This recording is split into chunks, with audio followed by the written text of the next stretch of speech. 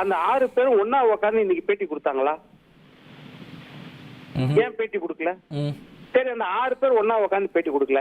இப்ப நாளைக்கோ நாளைக்கோ யார் யார் வெளியேற்றப்பட்டவர்கள் எல்லாரையும் ஒரே மேடையில ஒரே நேரத்துல பேட்டி கொடுக்க வைப்பாரா செங்கோட்டையன்? அம்மா சசிகலா அம்மாவையும் டிடிவியும் ஓபிஎஸும் இவரும் இப்ப வெளியே போனார நம்ம இவர் மைத்ரேயன் அப்புறம் அன்வர் ராஜா எல்லாரையும் ஒன்னா உட்கார வச்சு ஒரு பேட்டி கொடுக்கலாம்ல? இப்போ நீங்க ஒரு ஒப்பிட்டு எழுப்பினீங்க. இப்ப மைத்ரேயன், அன்வர் ராஜா இவங்க எல்லாம் வெளியேற்ற அவங்க ஒரு நிலைப்பாடு எடுத்த போது இருந்த அதிர்வுக்கும் திரு செங்கோட்டையன் நிலைப்பாடு எடுக்கும் போது இருக்கக்கூடிய அதிர்வுக்கும் ஒரு பெரிய வித்தியாசம் இருக்குல்ல? அது பெருசா கவனிக்கப்படுது இல்ல? அதாவது ஒரு கட்சி ஆட்சியில இல்லை என்றால் இது போல நிறைய பேர் உருவாவார்கள். அந்த கட்சி மீண்டும் வந்து விட்டால் அதெல்லாம் ரிவோக் செய்யப்படும் அப்படின்றது தான். இப்ப இதுல இருக்கிற சிக்கல் என்னன்னா, நடைமுறையில எது சாத்தியம்ன்றது நீங்க பார்க்கணும்.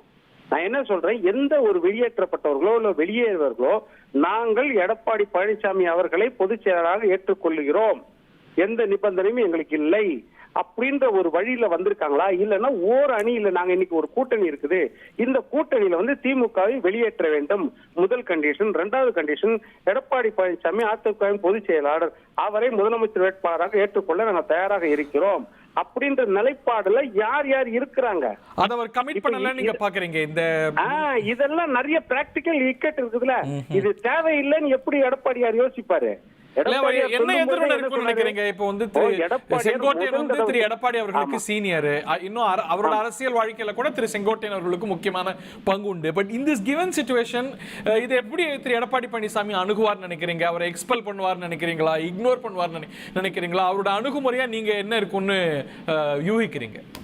இப்ப கடந்த காலங்கள்ல என்ன அனுமதி இருந்துச்சு? அந்த விவசாயிகள் கூட்டத்துல விவசாயிகள் பாராட்டு விழா தன்னுடைய தலைவருக்கு கொடுக்கும் போது அந்த விவசாயிகள் நடத்துல ஒரு பொது நிகழ்ச்சியில 2 படம் இல்லைன்றதுக்கு அவங்களே தனியப்பட்ட முறையில வருத்தம் தெரிவிச்சாங்க.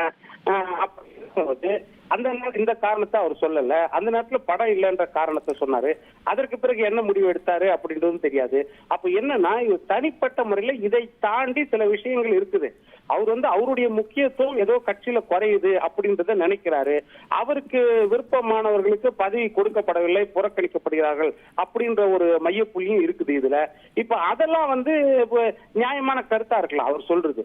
அதெல்லாம் ஒரு நியாயமான விஷயங்களா இருக்கலாம். ஆனா இந்த ஒருங்கிணைப்புன்னு அவர் டிப்ளமேட்டிக்கா பொதுவா சொல்றது இது பிராக்டிக்கலா எந்த அளவுக்கு கஷ்டம் அப்படின்றது நம்ம எல்லாருக்குமே தெரியும்.